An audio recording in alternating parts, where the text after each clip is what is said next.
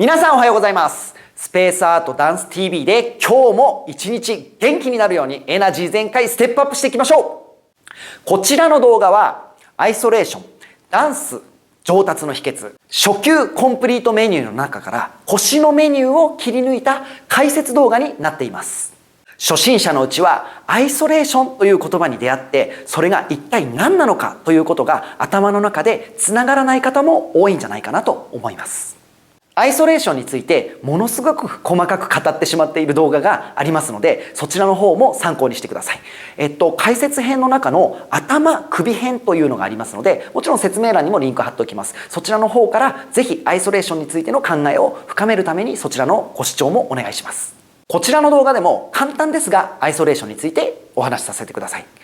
アイソレーションは各体の部位を他の部位と分離させて動かす、そういう基礎になっています。ではなぜアイソレーションは大事なのか。それはダンスを上手に踊るためには各部位を動かしてポーズを取ることになっていきます。そしてそのポーズとポーズをつないでいくことがダンスになっていきますので、その一つ一つの部位のポジションをコントロールするということがダンス上達に直結していくわけですね。アイソレーションを極めていくイコールダンスが上手くなると言っても過言ではないかと思います。最初のうちはダンスレッスンでもなかなかこういう話が聞けないし、仲間が少なくてアイソレーションって何なんだろうね、とりあえず見よう見まねで真似してみようみたいな人がいっぱいいると思います。本当はダンスレッスンでもインストラクターの皆様は皆さんにこういった基礎知識っていうのをお伝えしたいんですけれども、限られた時間の中ではやはり動作をする、動いて汗をかくということで楽しんでもらうことを優先するあまり、限られた時間の中でなかなか伝えられないインストラクターの悩みあるあるなんですよね。そういった中でも僕に相談してくれる方の中でやはりロジカルに考えて自分が理解した上で練習をする方がいいんですっていう方、かなり5割近くいらっしゃると思います。その人たちが理解するっていうのも大事だと思ったので、こちらの動画ではこういう動画の特徴を生かして説明も分厚くしていけたらなと思っています。アイソレーションって何なのかということが頭の片隅にでもあれば必ず上達へのショートカットにつながると確信しています。それではレッスンに移っていきましょう。こちらの投資のメニューをまず見ていただいて、その後腰の解説一つ一つ丁寧に行っていきますので楽しみにしていてください。それでは行きましょう。5、6、7、レッツゴー。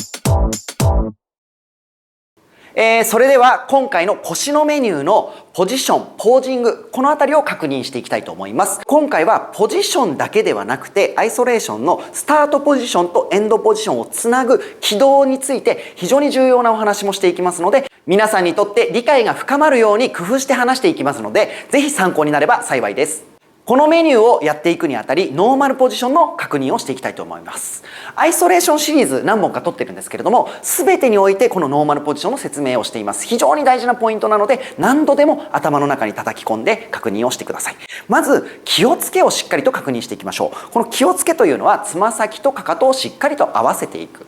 そしてつま先とかかとがあったら少しだけつま先に体重を乗せてみてください。こういうふうに揺れる感じでやるとつま先とかかとに移動できると思います。そうすると前に行くとお尻が自然と力入ってるなという意識ができると思います。そして2本の足を1本のかかしにするようにギューッと寄せていきます。そうすることでお尻がさらに締まるような感覚が出てくると思いますし、人によってはこのももあたりが熱くなってくる感覚もあるかもしれません。しっかりとこれをキープするようにしてください。これで下半身がだいぶ固まりました。そうしましたらお腹をぐーっとへっこませてください。なかなかへっこまないよっていう人は自分で押しちゃってください。はい、そしたら肋骨、ここにありますね。肋骨も上に上げちゃってください。はい、そうです。そして肩が上がってしまっている人がいると思うんですけど、お腹をへこませた状態で肩甲骨を下げるように意識してみてください。これがなかなか難しい人は肩甲骨下げた時にお腹が出ちゃう、お腹をへこますと肩が上がるっていう風になってしまうんですけど、肩甲骨と肋骨をしっかりとぶつけ合うようにすると体はかなり安定してきます。そしてこの状態だと首に力が入ってしまうよっていう人もいると思うので、首を少しスッと自分の姿勢が美しくなるように整えてみてください。今回はこれを肩幅程度に開いて同じ感覚でポジションを作っていくのをノーマルポジションとさせてください。横向きで少し確認してみます。つま先とかかとを揃えます。つま先体重になった。お尻確認。2本の足を1本にします。お腹をへこませます。肋骨上げて肩甲骨を下げる。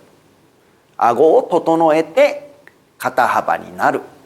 今回はこのノーマルポジションで実施していきたいと思います。腰の可動について説明していきたいと思います。腰の可動も非常に面白い部位でして、ここからノーマルポジションを取ります。そしてやりやすいように少し膝を曲げた方が今回のメニューはやりやすいんですけれども、腰の可動はノーマルポジションから骨盤を後傾させる、前傾させる、つまり後ろに傾けたり前に傾けたりっていうのがよく言われることになるんですけれども、ここから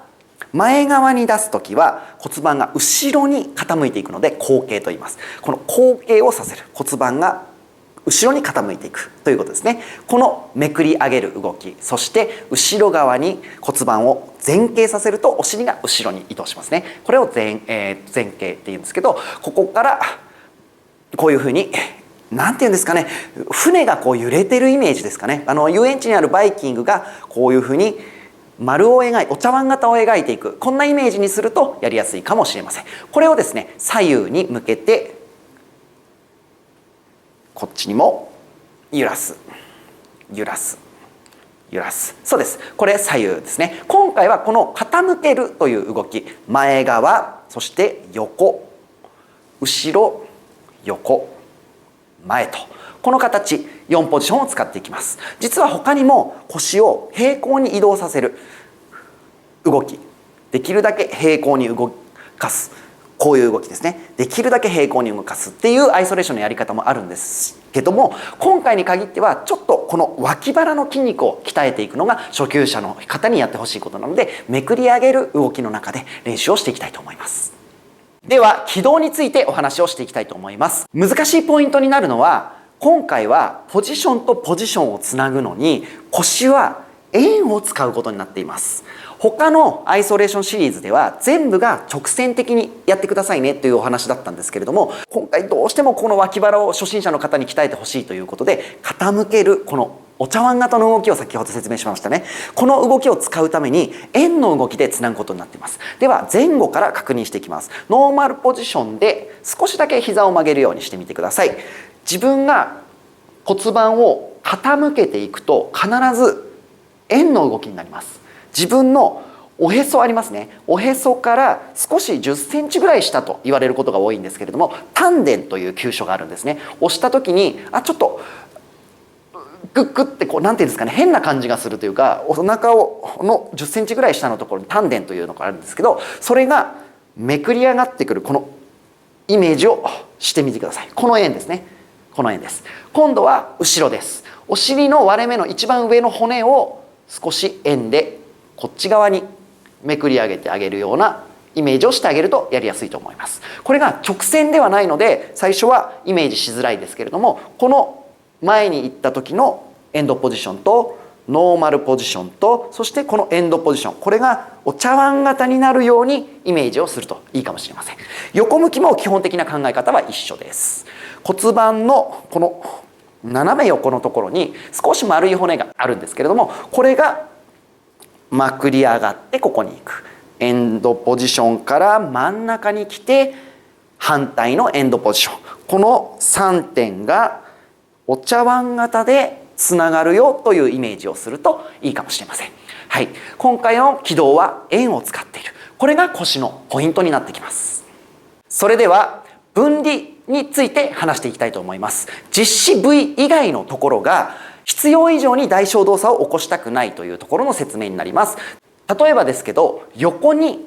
動かした時になりがちなのは、一緒に体もこっちに傾けてしまって、実際には肩と骨盤が直線になってしまっているっていうのがあり得ます。ですので肩の位置はそのままなんだけれども、骨盤だけが傾いているというのが理想になります。そしてもう一つありがちなのは、傾きはしないんだけれども、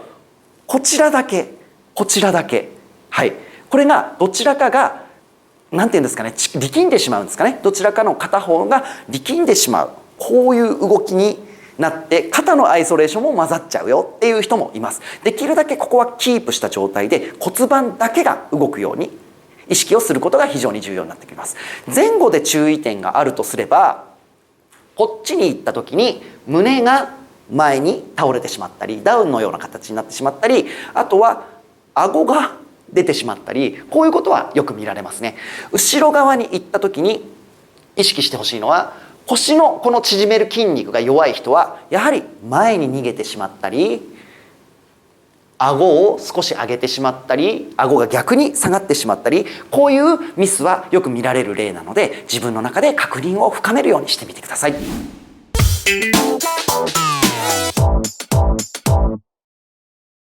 今回のメニューの流れを説明していきたいと思います。今回のメニューは5パートによって構成されています。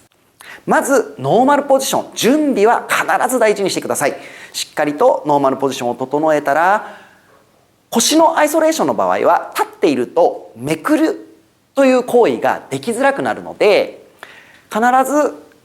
5センチぐらいですかね。5センチ、人によっては10センチだと行き過ぎだと思いますけれども、少し自分の中でちょっと膝曲がってるなぐらいのところでいいと思います。本当に距離で言うと僕は5センチぐらいを意識して曲げるようにしています。深くしてしまうと逆にやりづらくなってしまうので、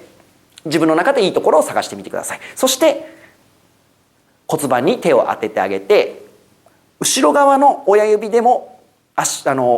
つまんであげるとよりやりやすくなります。この状態でしっかりとノーマルポジション取れてるかなということを確認してみてください。そして流れ1パート目に移っていきます。さっきのポジションを前から1、真ん中2、後ろ3、4、このまま2へと続けていきます。5、6、7、8、2、2、3、4、5、6、7、8、真ん中で終わって1パート目は終了になります。2パート目に行きます。今度は横横とやっていくんですけれども、皆さんは動画ですので、私は右の方から始めますが、皆さんは左から始めると私を鏡にしてやりやすくなると思います。まず横から1、真ん中で2、3、4、5、6、7、8、このまま2へと2、2、3、4、5、6、7、8。はい、これで2パート目が終わりになります。3パート目はボックスの動きになります。ボックスは前後左右で止めたダイヤモンド型を1カウントずつ止めていきます。前から1、2、3、4、5、6、7、8、反対回転になります。2、2、3、4、5、6、7、8。はい、今横になって終わっている状態で3パート目が終わりになります。次です。4パート目は今のダイヤモンドでできたこの四角を滑らかに円でつなぐというロールになります。今こちら側から横で終わってきたので、そのまま同じ方向に4カウントで1周回してみてください。1、2、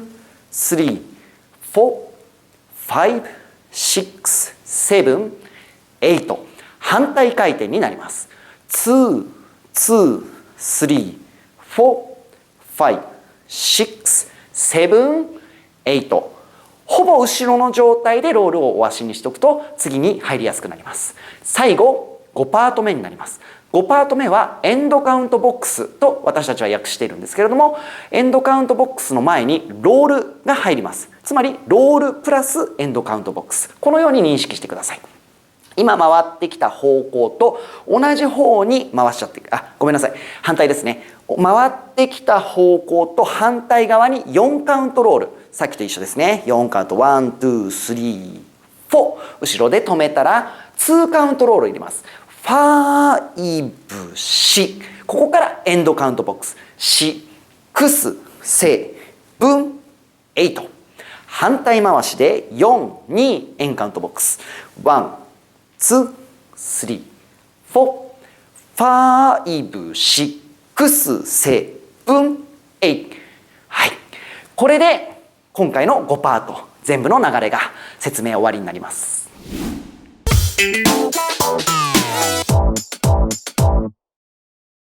今回のメニューの流れを説明していきたいと思います。今回のメニューは5パートによって構成されています。まずノーマルポジション、準備は必ず大事にしてください。しっかりとノーマルポジションを整えたら、腰のアイソレーションの場合は立っているとめくるという行為ができづらくなるので、必ず5センチぐらいですかね。5センチ。人によっては10センチだと行き過ぎだと思いますけれども、少し自分の中でちょっと膝曲がってるなぐらいのところでいいと思います。本当に距離で言うと僕は5センチぐらいを意識して曲げるようにしています。深くしてしまうと逆にやりづらくなってしまうので、自分の中でいいところを探してみてください。そして骨盤に手を当ててあげて、後ろ側の親指でも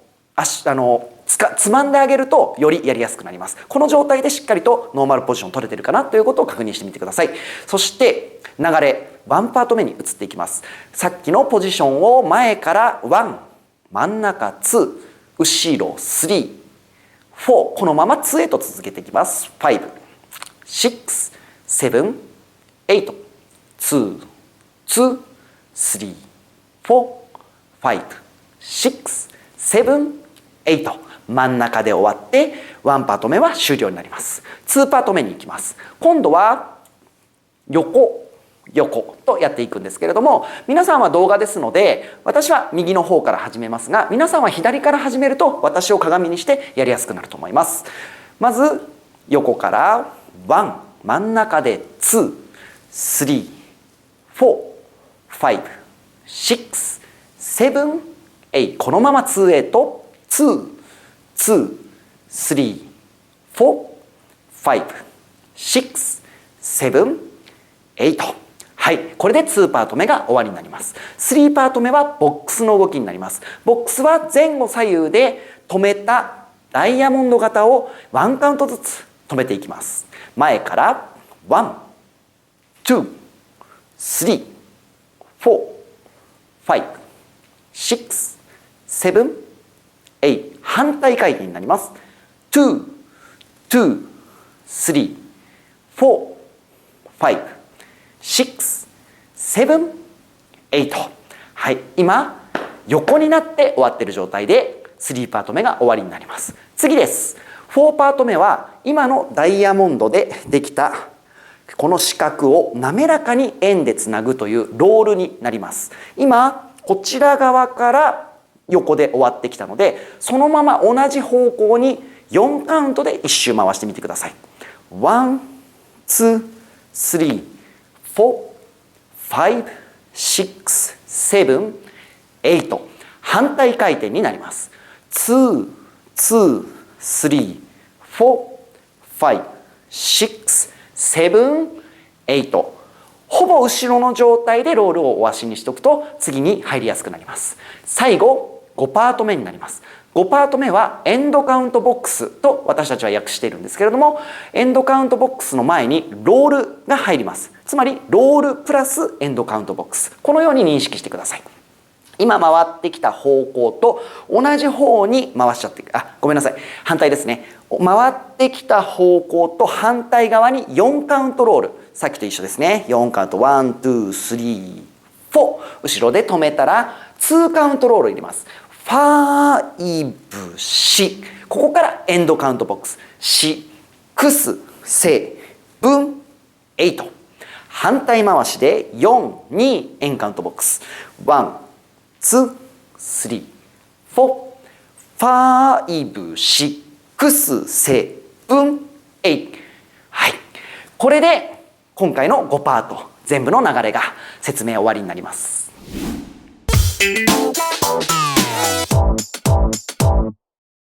それでは Tips コーナーに移っていきたいと思います。皆さんがこのメニューを実施するにあたってどのようなポイントを意識した方がいいかとか、自分がどういう効果が期待をするべきなのか、どういうふうに自分が成長していきたいか、そういうコツみたいなところを皆さんとシェアしていきたいと思っています。腰のアイソレーションをやっていくにあたって自分で正しいポイントが取れているのかどうか、それが迷うポイントだと思います。そこで、少しだけアドバイスをしていきたいと思います。まずノーマルポジションを取った状態、これが正確に取れているかどうかっていうのをしっかりと自分で確認するようにしてください。次ですね、まずじゃあ分かりにくい横からやっていきたいなと思います。他のアイソレーションシリーズでは筋肉ではなくて筋の突っ張りで確認をしてくださいというお話をしていました。この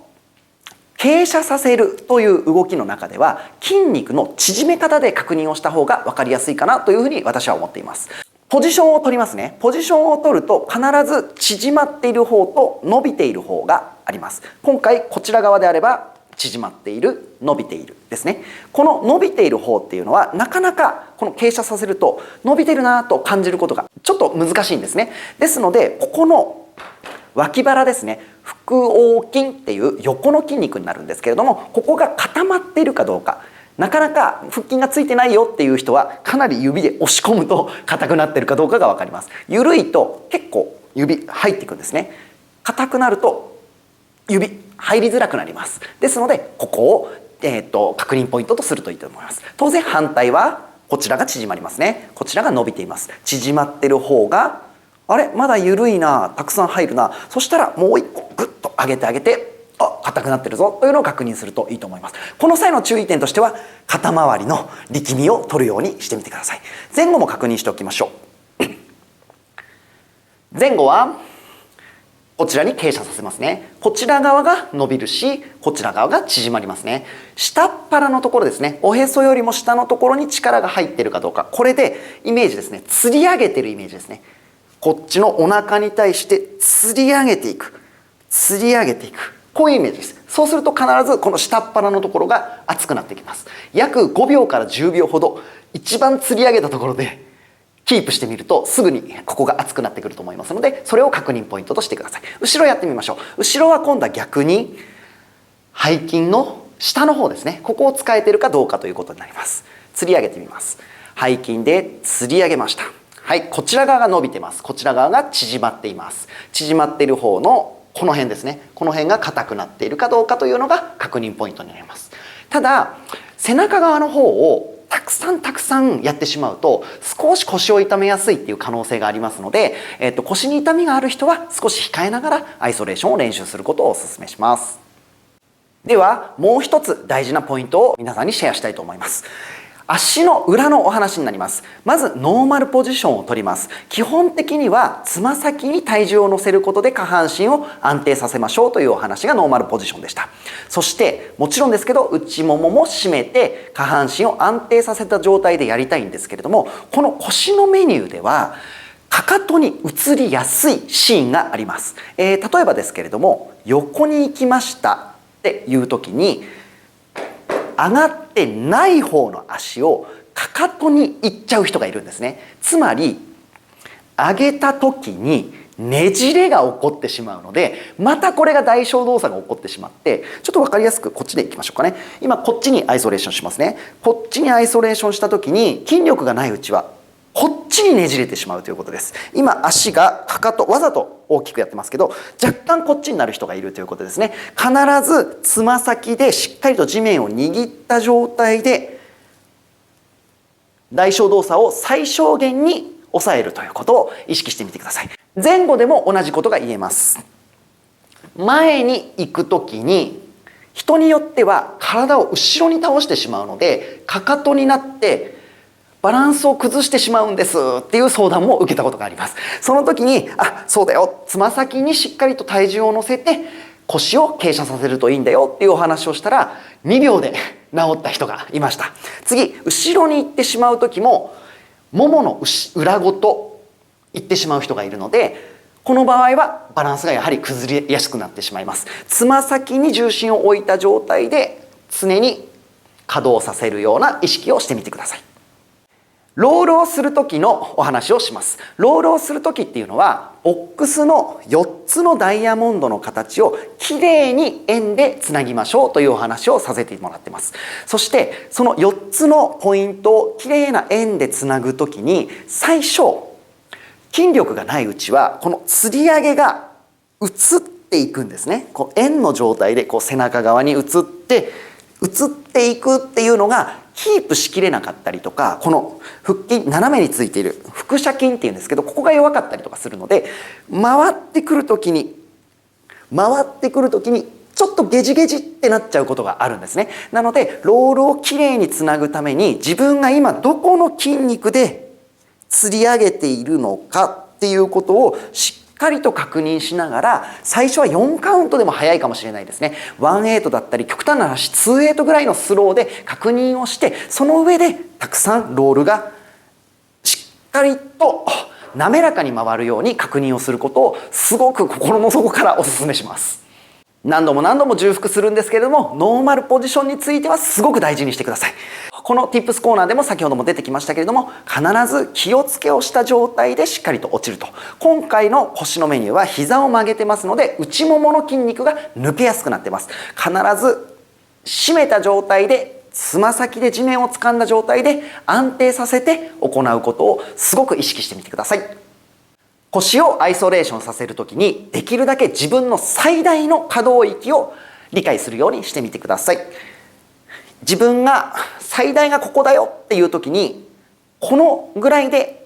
練習をしてしまうと、この分が本番を踊ったりとかする時の表現方法に差が出てしまうことがあるんですね。ですので基礎練習をする時はできるだけフルの可動域を使って練習をすることをお勧めします。そして本番だったりとか振り付けをいただいて自分なりに表現をしていきたいという時には、少し余裕を持ったところで、僕は 80% ぐらいを意識してるんですけど、 80% ぐらいの力で少し自分の他の部位に、魅力を作っていくっていうことに意識を向けていくと、すごく効率がよく練習ができると思います。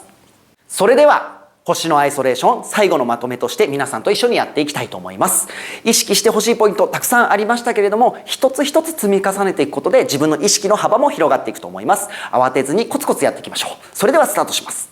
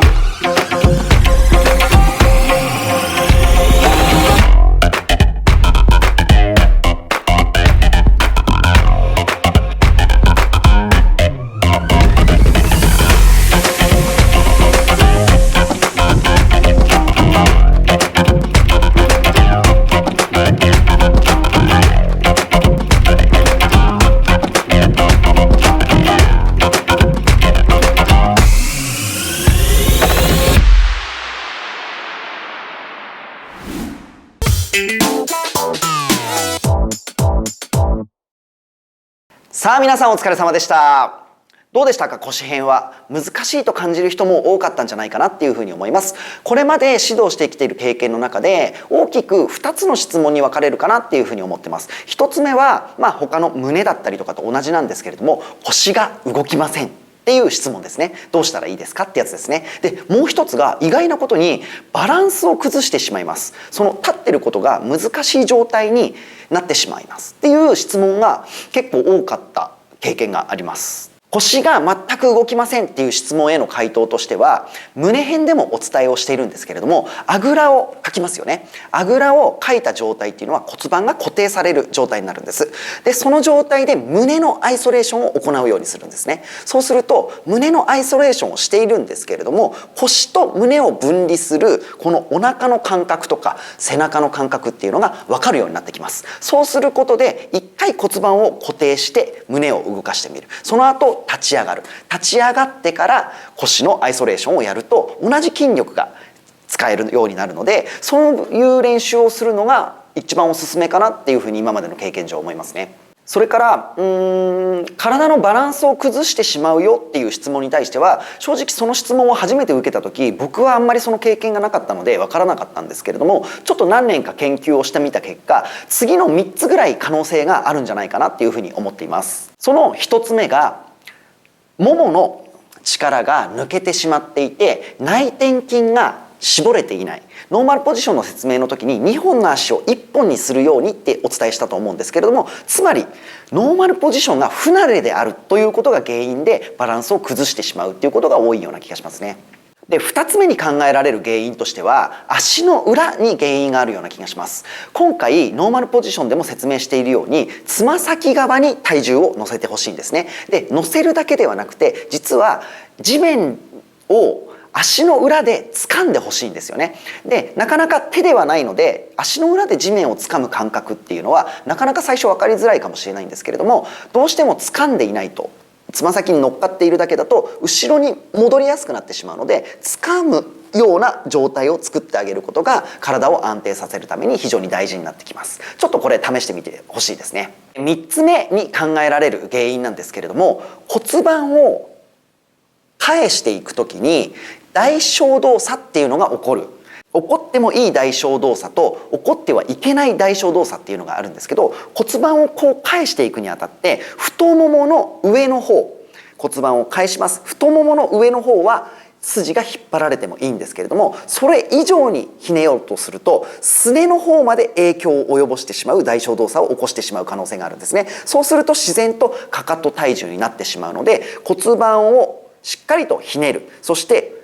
下半身を固めていてももの上部まででとどめてあげる。これが力がない人、バランスがない人はすねまでいってしまうので倒れてしまうっていう原因が起こるような気がします。ですので他に言えばバランストレーニングを取り入れてみるっていうのも一つの手だと思いますし、下半身の強化をさせるっていうのも一つの手だと思います。アイソレーションが上手くなるためにはアイソレーションだけをやってればいいっていうことではないような気もするので、少し頭の中工夫してやってみるといいと思います。今回のメニューに関してはできるだけ初心者にも分かりやすく腹筋に対してアプローチしてください、意識してくださいということを集中してお伝えしてきていると思います。お腹周りだけではなくて背中にも意識が非常に大事になってくるのがこの腰のアイソレーションになってきます。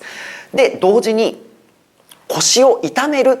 とか痛めてる人がたくさんやりすぎるとあまり良くないということにもつながっていきます。僕も20代前半から中盤にかけて坐骨神経痛っていうのをやってて、こう胸と腰を分離すると常にハウっていう風に痛みを感じる、電気が走ったような痛みを感じる時期があったので、腰を痛めてる人の気持ちっていうのは非常によくわかるんですけれども、もし腰に痛みがあったりする場合はこの腰のアイソレーション少し控えた方がいいかもしれません。それは腹筋と背筋のバランスが崩れていったりとかして体に余計な負担がかかっているから腰痛っていうのは起こりやすくなるので、もう少し筋トレだったりとか体のメンテナンスに目を向ける方がいいのかもしれません。とはいえアイソレーションはどんどんマスターしていきたいと思いますので、必ず自分の中でアイソレーションをやって痛みが出るなとかっていう人は控えた方がいいんですけれども、同時に腹筋のトレーニングで、腹筋は腹直筋と斜めについている腹斜筋っていうのと横についている腹横筋っていうのにこの大きく3つに分かれるんですけれども、こちらのトレーニングをすると自然とアイソレーションの強化にもつながりやすくなっていくので、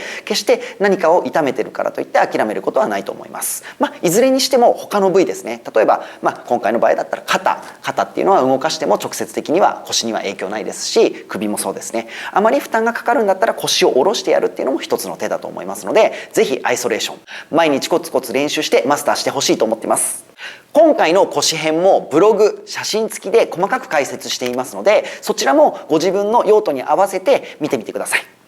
写真でね見た方が理解できるよとか文字で読んだ方が理解できるよっていう人もいると思いますので、こちらも役に立てるんじゃないかなっていうふうに思っています。アイソレーションシリーズ4種類かなやってきたんですけれども、とりあえずこの腰で一度一区切りにしたいと思います。他にも中級編だったりとか、もう少し別の動かし方があるよとか、大きな関節ではなくて肘だったり手首ですね、他に言えば膝だったり足首だったり細かい関節のところのアイソレーションっていうのもあるので、いつかその動画も作っていきたいなっていうふうに思ってます。アイソレーションをマスターすることで皆様が表現力広がっていくと思いますので、もっともっと上手になっていきましょう。スペースアートダンス TV では皆さんがエナジーあふれるダンスライフ、そして私生活を送れるように動画コンテンツ工夫して作っていきますので、皆さんご視聴と応援のほどよろしくお願いいたします。それでは今日もお疲れ様でした。